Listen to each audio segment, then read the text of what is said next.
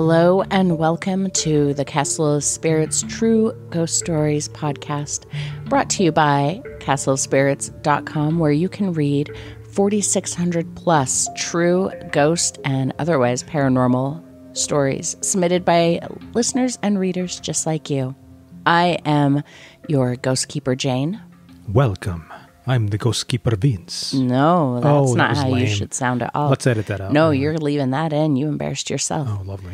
This is our sickness special, isn't it, Vince? I don't know about you. I'm not sick. It's true.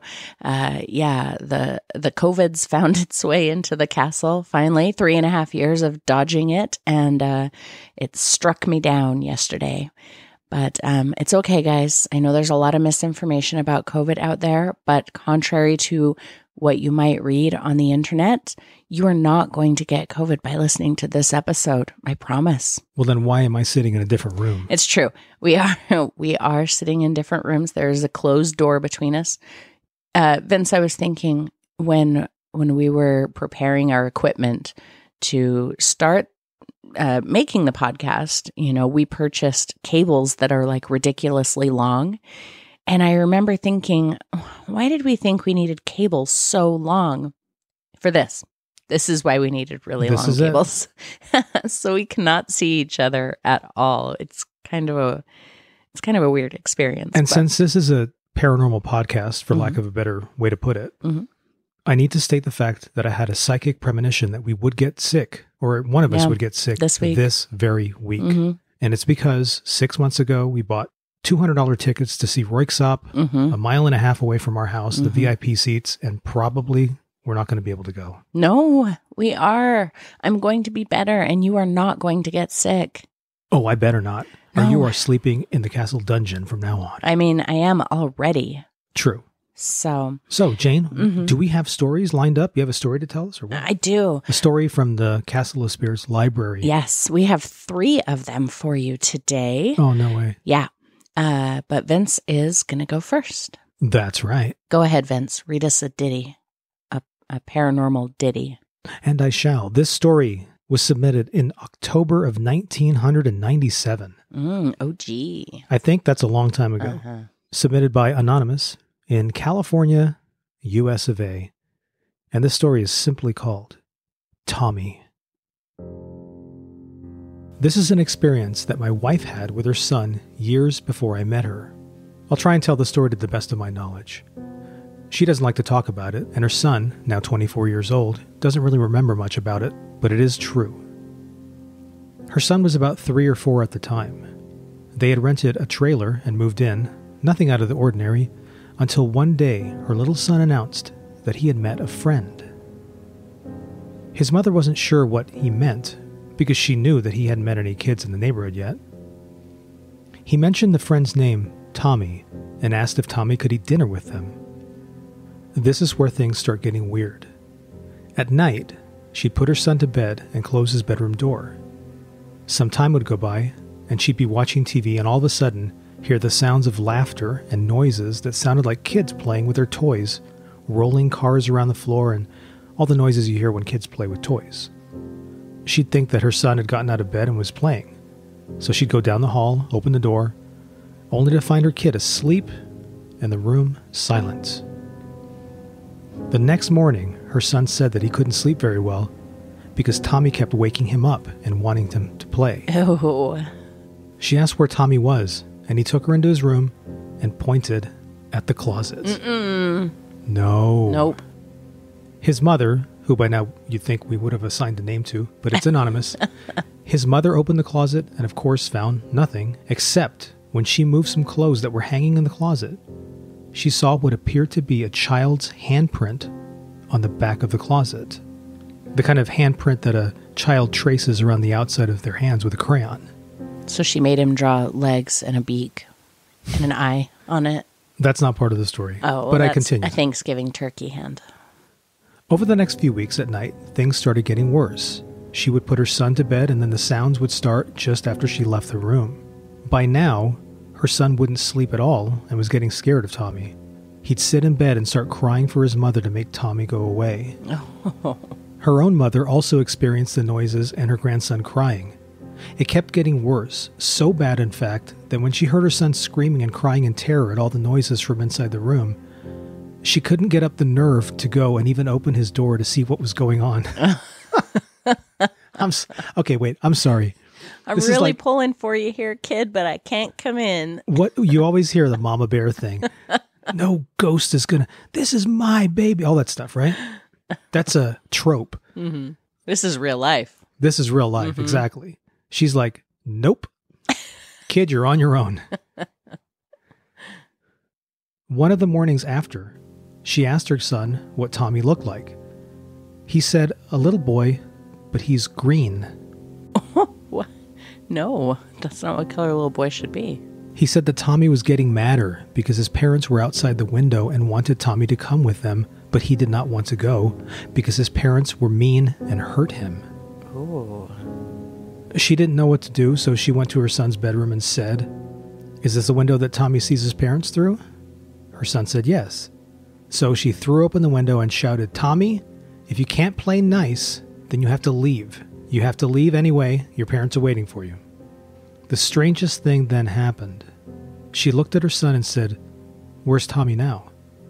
And the boy looked at his mother and said, "He jumped out the window and his mom and dad have him now." Have him. That sounds nefarious. The incident ceased and they never heard from Tommy again. That was a little story called Tommy, true story, as told by Anonymous in California in October of 1997. That was good. That was creepy. Imaginary friends always creep me out. Yeah. The name Tommy scares me. Yeah. Probably because I associate it with the movie Phantasm. Okay. And I got a Danny Glick vibe. Yeah. Danny Glick from Salem's Lot. The only good scene in the whole movie.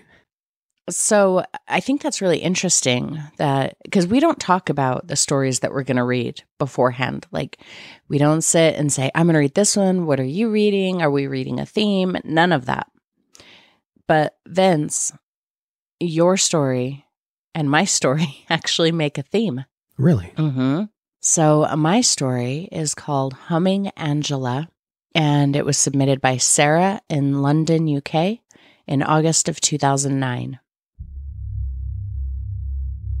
Growing up, I was never really a believer in ghosts. I was always doubtful about the paranormal, and I always tried to find logical explanations for strange happenings. But there was no logical explanation for this house. A few years back, I bought a house just outside of Kent, UK, in an isolated area. It was a fixer-upper, but it had a lot of history, which I was fond of. It was pretty small, with 2 bedrooms on the first floor, a bathroom that connected to one of the bedrooms, a small but inviting living room, and a cute tiny kitchen. The stairs twirled upwards to the second floor, where there was a small bedroom with a sitting window and a bathroom that connected to it. I had just divorced my first husband and was moving in with my 9-year-old daughter Raleigh and my 16-year-old son William. They were as ecstatic about the house as myself, which was relieving. So once we were deciding rooms, Raleigh took the small room upstairs, while William and I took the rooms on the main floor. I took the one with the bathroom, and he chose the one across the hall from me. The first time I noticed anything, I was in the kitchen preparing dinner when I heard my daughter upstairs talking to someone. I assumed it was my son, but he was in the living room reading a book. I went upstairs to find Raleigh sitting on her bed, just finishing talking to the window, when she turned to face me as I entered her room. Confused, I asked, "Who are you talking to?" And she replied, "Angela." Assuming it was her imaginary friend, I just brushed it off and didn't think anything of it. The following week, it was midnight when I was sleeping, and my son entered the room saying he thought Raleigh was upstairs thumping about, and he asked me to tell her to stop, since her bedroom was right above his. Tired, I got up to check on her, and as I entered her room, I found she was fast asleep. There were no sounds of footsteps, just silence. Puzzled, I went downstairs and told William she was fast asleep. He swore he heard footsteps, but we ended up just going back to bed.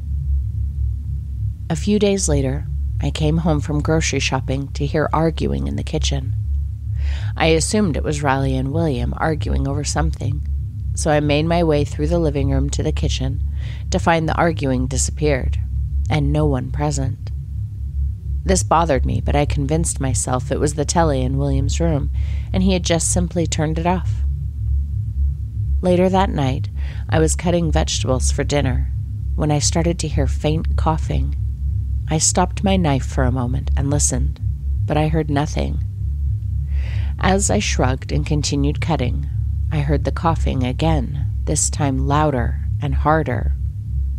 Worried, I looked in the other room, hoping to find the kids, but I reminded myself the kids were out in the backyard playing football.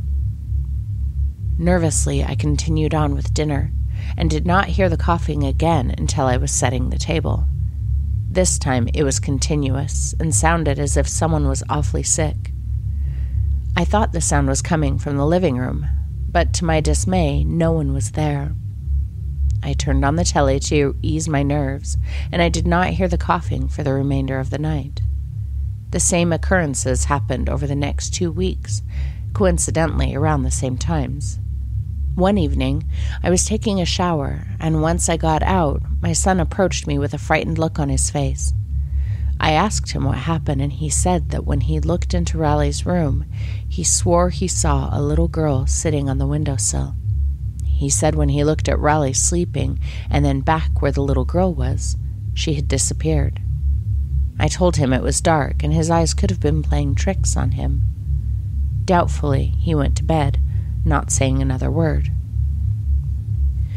One night, I was doing the laundry in the back room of the main floor when I started to hear humming. I brushed it off the first time, but it started to get louder and louder until it broke out into a lullaby. I couldn't make out the words nor recognize the tune, so I was certain it was an old lullaby. I went upstairs to put Riley's laundry in her room, and as I stepped up the stairs, the humming got louder. I felt a cold chill as I opened Riley's door, and as I stepped in, the humming stopped. The room was awfully cold, unusually, and it was only the middle of September. Shivering, I put Riley's clothes away, and then I felt the need to escape that room.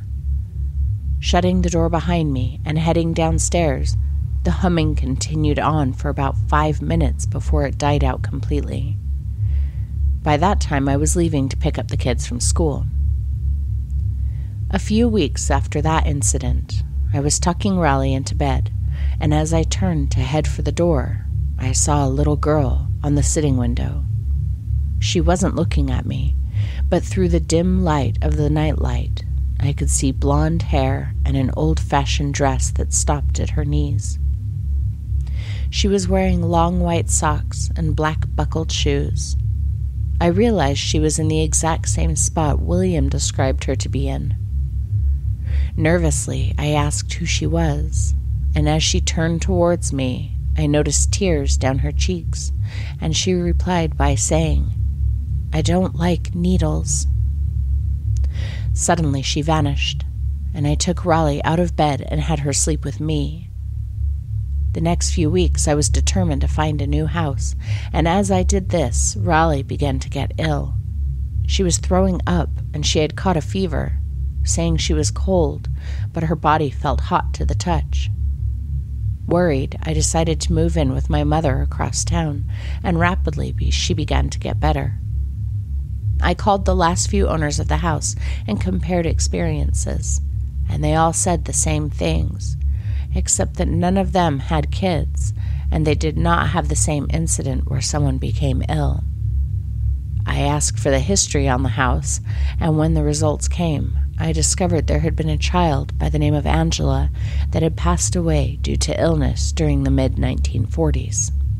I could not explain the arguing, but it sounded like adults, so I assumed it could very well have been her parents. I never went back to that house, fearing for the health of my kids, and later I found out that the last owners of the house moved away due to the same experiences. I only hope that girl will find peace. Thank you again to Sarah in London, UK for submitting that story, Humming Angela, in August of 2009. Vince, what did you think? I don't like needles. I know. I mean, that would have meant something completely different if it was somebody who lived in California. I don't like Needles, California either. Oh. It took Sam Kinnison's life. Oh. But nothing against the good people of Needles. It just happened there. Yeah. Rest in peace, Sam. That story, I don't know what to say about that story. Mm-hmm. I can't believe that we both had kind of like, well, it was themed. Very similar. I know. It's so weird how that happens. It's like when you work at a place and you show up to work and everybody's wearing like pretty much the same outfit that day. Or when you're at a grocery store and everybody converges on the register at the exact same time. Yeah. Even though you didn't all go in at the same time. That must have happened to you today because it's nothing like that. It did not, in fact. Oh, okay. I just read it in a book once and I've been meaning to use it. And this is the first opportunity I've had and I feel great. Okay, cool. Yeah, I really liked that story. I thought that there was a lot of really cool occurrences that happened there. It had that salty sweet, combination, the spooky and the emotional. I think that's a really good combination. It's a 1-2 punch that really gets me every time. Mm-hmm. Yeah, I was really surprised that we had never read that one. That was a doozy. I mean, there are 4,600 stories on the website. There's more than that now, yeah. And we're still accepting more. Mm-hmm. So if anybody listening out there has a cool ghost story or paranormal story, submit. Speaking of submitting, I have another story here. Ooh, let's hear it. A little newer from the archives in October of 2007. This was submitted by Alicia in New York, USA. This is a little one called Bathroom Incident. Alicia starts out, I've been a fan of Castle of Spirits for a very long time. Thank you. And can think of no better place to share this story. It is completely true, and it freaked me out so badly that it stayed on my mind for days after it happened. I worked the night shift at JFK Airport Terminal 3. 2 weeks ago, I was working down by one of the gates and had to use the bathroom. Now, everyone has a spot, as we all say, that they're comfortable in because it's cleaner and hardly ever used by the public. But because my business could not wait any longer, I opted on going to the ladies' room above the gate area by a Samuel Adams bar. Good beer. I'd never been up there, and I noticed as I went that it was even cleaner and warmer than my own spot. So I decided this should be on my list of comfy places from now on. Anyway, while touching up my makeup in the mirror before using the toilet. Now, do girls do that? They touch up before they go to the bathroom? I didn't know this. I try and make it a habit of not touching my face while I'm in the bathroom. Well, this was written in 2007, so yeah. You can forgive Alicia. I don't know that I've ever been known to go into a bathroom and touch up my makeup. But I'm just not an overly makeup kind of gal, I guess. So. Well, you clearly have never worked at Terminal 3 JFK International Airport. Apparently not. Back to the story. While touching up my makeup a bit in the mirror before using the toilet, I heard a low moan, as if someone was in pain. And it sounded as if it was coming from one of the stalls on the end. So, being the silly individual that I am, I started chuckling quietly to myself. Oh. Don't ask why, I just thought it was funny is all. Does she mean silly or mean-spirited? Somebody's in pain. I think you know what it means. So, I head to the first stall on my left. There's 3 on the left, 3 on the right when you walk in, and I noticed all of them were wide open and empty. I was the only one in the bathroom. Like I said before, I really had to go, so I put it out of my mind. I thought maybe I was hearing things. The moan got a little bit louder now. I stood in the stall for a moment and thought of all the things that could make a noise like that, and I thought of old plumbing. I struggled with that for another moment because the noises sounded like a person in pain, not old pipes or bad plumbing. It was a human sound. And as I settled my mind to just go with the bad pipe answer, the moan got so loud that it now filled the entire bathroom to the point that I could not pinpoint the location from which it was coming. That was it for me. I did not want to be in there for another second, and I hightailed it out of there, but I was still very desperate to relieve myself. And it would take 5 minutes to walk to another bathroom, 5 minutes I could not spare. And this one was right here, so I sucked it up and went back in.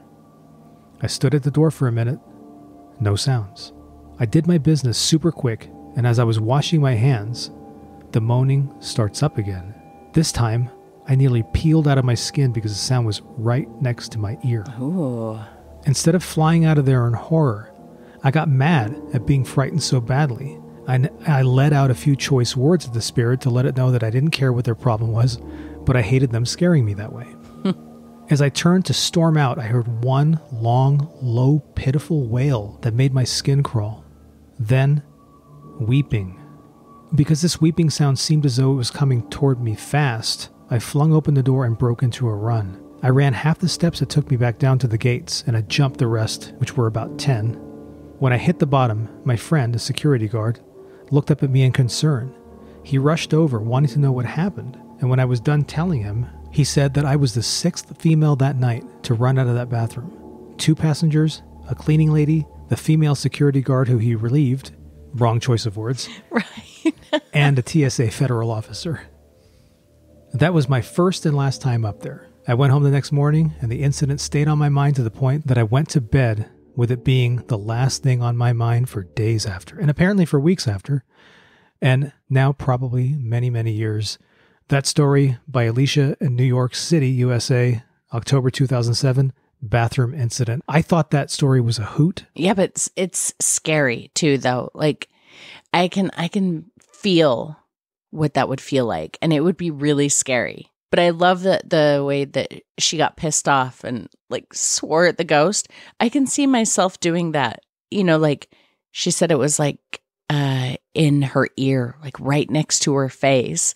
And I can see me, you know, being startled and turning in that direction and like slamming my fist against the wall as I'm swearing. So I was kind of right there in that bathroom with her, so to say. Mm-hmm. I did wonder until you said, I wonder if this bathroom is still on her list of favorite places to go. Apparently not. I don't know. Alicia, if you're still out there, send us an email, get in touch, let us know if you ever experience that again, and if you've ever found a better location to relieve yourself. Mm-hmm. I did have a kind of a similar experience, and I talked about that several episodes ago. Uh-huh. I even wrote a story, my own story, and submitted it to the Castle of Spirits. It was called Squatter's Pub Ghostly Encounter. And although it wasn't a moan, it was just a strange sound and the distinct feeling that I was not alone in that bathroom. Mm-hmm. I was very much alone. And the feeling of something chasing me out of there, but it was a soundless, like I experienced a soundless scream in my ear. And I did the same thing, although instead of running down the stairs like Alicia did in the story, I had to run up the stairs. No. Mm-mm. And I took them 2 at a time. I don't like being chased up. Vincent used to live in a house that had stairs in it, 3 flights of stairs in this house. And we would watch movies in the basement. And then our bedroom was 3 flights of stairs up. And he was such, never divulge a weakness to a jerk, because they glom onto it and they will use it against you at every opportunity. So also, you should never walk up the stairs first when I'm behind you. Well, yeah, but then the basement's dark. I don't want to walk up the stairs last. Get pulled into the darkness like I'm in wreck or something. Good point. So, every night he would chase me up the stairs. Like, I would rather be chased down the stairs. That's okay. But running for your life up the stairs, I remember I would always like turn around and look at you and say, "Don't chase me. don't chase me." All you had to do was go, yeah. Like you were going to come at me and it would make me. Didn't I chase you up the stairs once and you like collapsed halfway through and just rolled up into a ball screaming? Probably. I don't like being chased up the stairs. It's horrible. It's one of my worst fears. I don't know why. I've never been running for my life up the stairs. But, man, you sure make me feel like I'm running for my life up the stairs. And anywhere else, for that matter. Yeah, that's true. That's got to be a fear. Is that on a list of, a website of a list of fears, the fear of being chased up a flight of stairs? Everything is on a list of fears somewhere. Imagine, we have Google at our fingertips, and yet... And we don't use it. I refuse to use it because I'm trying to just make up your own answers. Yeah. Exactly. That's what it's all about. It is. Sometimes it's best not to know. Yeah, it really is. Yeah. Hey, Vince. Hey, Jane. So we did something kind of fun yesterday in this COVID household. We watched 2 movies together yesterday, but COVID style. But we're quarantining to different parts of the house. Yeah, I'm isolated to the bedroom, and when we do have to bump into each other, we're both masked up, and we're like trying to avoid each other. Like we believe the other one has a knife and is prepared to use it. So it's kind of an awkward dynamic in the house right now. But we watched 2 movies together yesterday, and so what we did was we each queued up a movie on our respective TVs, and then Vince yelled, 3, 2, 1, go. And then we'd each push play at the same time. And we sat and we texted back and forth and made our little snarky comments that we always make. And so that was really fun. And I want to do that again today. And that was The Autopsy of Jane Doe. Yeah, we watched The Autopsy of Jane Doe first, which is, I think we tried to watch it years ago. Yeah, we started watching it, and the very first jump scare that happened, we were like, okay, I'm out. Jump scares are cheap. I hate jump scares. They don't make me jump. They just make me irritated. But a friend, actually, David, who emails, we read his emails every once in a while. I was texting with him yesterday, and he's like, oh, you got to watch it. You got to watch it. It's really good. And I was like, all right, fine, I'll give it another chance. He said, there's only 1 jump scare. And so that intrigued me. I was like, okay, if it's not full of crappy jump scares, I'll watch it. And I'm not sure if it can be picked up over the microphones, but it's suddenly started pouring outside. We have the windows open because, So we watched it, and it had some genuinely creepy bits to it. But overall, it was pretty much what I expected, but with fewer jump scares, which I appreciated. But yeah, there were a couple parts that were genuinely creepy. And then we watched another movie that was really good. This one was not one that anybody recommended. I'd never heard of it before. It was, I think, from 2018 or 19. It was called Don't Leave Home. Yeah, it was really good. A perfect slow burn. It had all of these elements of kind of the vintage British 1970s horror films, which I just think have the best atmosphere and best vibe of like any other era of horror films, even bad horror films from that era, like The Appointment. They just have such a good vibe. And there was actually a scene in Don't Go Home, Don't Leave Home. What's it called? I don't know. I only saw it once. Don't Leave Home. Don't Leave Home. There was a scene in that movie that actually reminded me of that opening scene in The Appointment. Has anyone else ever seen that movie? Seriously, you got to go to the lounge and let me know if you've ever seen The Appointment. It's like a 1970, 80 something British film. It's a horrible movie. It's a terrible movie. But I'll tell you, my first experience with that movie was great. And Mr. Moon, the castle cat is coming straight up to the microphone to let us know what he thought of the movie. What did you think of the movie, Moon? So I don't understand what he's saying. I'm not going to give any spoilers. I do think The Appointment, at least the first scene, is absolutely worth a watch. When I was a kid, I must have been about 8 years old.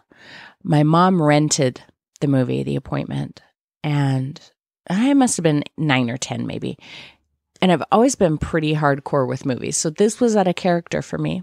So we're sitting there and we start the movie and the opening scene is playing out.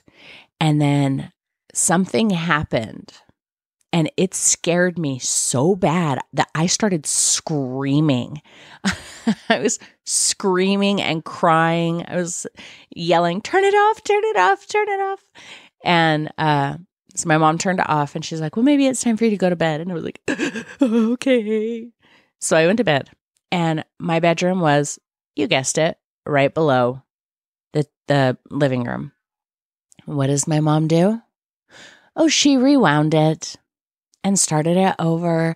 And I'm laying in my dark little bedroom underneath the living room, and I can hear it. And I can hear that scary part coming again. And I'm like covering my ears with my hands. I'm like, no, no. And then my entire life, I had no idea what that movie was. I vividly remembered that scene, and the internet became a thing, and I was like, I got to find this movie. I have to see that scene again. And years I searched for it. And then finally I found it. And I believe it's on YouTube to watch for free. So, I'll find it, and we'll put a link to it in the show notes, because you at least got to see the opening scene to this movie. You don't have to sit through the rest of it, but the opening scene is worth a watch. The rest of the movie is just weird. Well, let them decide. Okay. Let them watch the movie and decide. Well, yeah, I'm not going to ruin it for you, but if you've seen it, or if you go watch it, I want you to head over to the lounge and tell me what you thought. Maybe make your 9-year-old watch it with you. Just kidding. I think that nowadays, I don't think that would really have the same effect. I don't know, man. It still scares the hell out of me today. Oh, I can hear Mr. Moon purring. That's right. With that, it appears that Mr. Moon has declared an end to this episode of the Castle of Spirits True Ghost Stories podcast. Mm-hmm. And I already hear the music anyway, so we need to go. Okay. We need to feed the spirits, feed the ghosts, keep the ghosts. And as always from the Castle of Spirits, a word of advice. Keep your powder dry and the spirits fed.